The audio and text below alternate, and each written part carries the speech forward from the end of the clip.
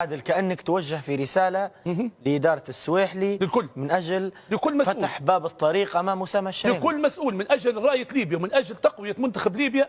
إن صلحنا اللاعب الليبي يلعب خارج ليبيا. أسامة ممكن من الأفريقي ممكن يمشي لأوروبا. علي يوسف سمعنا أنه هو عنده عقد في فرنسا.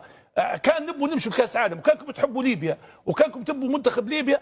عاونوا المدرب وعاونوا اتحاد الكرة ان احنا لعيبتنا راهو العالم كله تو المغرب تلقاه مثلا 5 مدافعين 5 خمسات مثال في المركز بايعينهم برا. لما يضبح على نادي يدير استدعاء للمنتخب عنده 5 قلب دفاع يختار زي ما يبي. احنا في ليبيا لا، في كل مكان عندنا لاعب لما يغيب يوقف في المنتخب. فنتمنى اصلا حتى مش لصالح اللاعب، لاعب زي هذا حرام معنا، لاعب امكانيات هائله، صغير في السن، انضباط، واجبات هجوميه، واجبات دفاعيه، نجوا نوقفوه.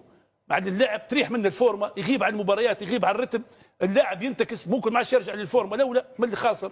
ومسألة عناد يا عادل، لا مسألة فلوس، لا تسويق، لا وراه للعلم أسامة الشريمي يعني أنا شهادتي فيه مجروحة.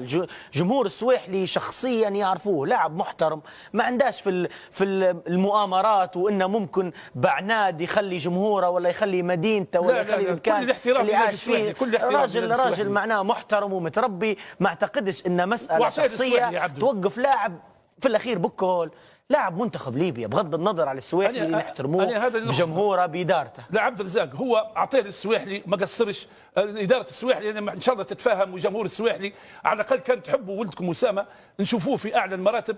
انا والله نتمناه حتى يعتزل في السويحلي للامانه، لكن نحب لاعب ليبي نشوفه برا ما فيهاش عيب. يعني احنا ما طلبناش شيء مستحيل. وحتى بشويه فخر يا عادل في الاخير بكل بيقولوا المصراتي اسامه الشريمي ولدكم هذا منكم وفيكم. يعني المدن الثانيه فخورين بان فيه اللاعبين متاعهم وابنائهم من البراعم للناشئين يطلعوا يمثلوا ليبيا البرة. احنا تعرف نقول لك محمد صلاح كان جاي ليبيا ما نعرفوش العالم، ما عطوش يمكروا فيه وانسحابه ما ياخذاش، ما عرف احد. راهو احنا نتكلموا اليوم على لاعب المفروض يمشي، المفروض يلعب، المفروض يقدم كل ما عنده. ومع هذا راهو بعدين جيت تقول لي مثلا انا ما اخذتش فلوس في اسامه الشريمي، من حقك.